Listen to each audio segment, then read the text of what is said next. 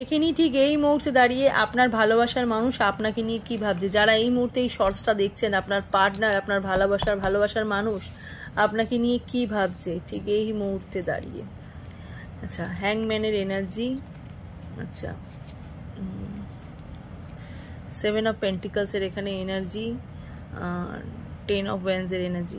আচ্ছা দেখুন, উনি ভীষণ লো ফিল করছেন, ঠিক আছে। উনি হ্যাংম্যানের এনার্জিতে উনি আপনাকে প্রচুর মিস করছেন। উনি ওয়েট করছেন আপনার একটা মেসেজের জন্য, আপনার একটা কলের জন্য।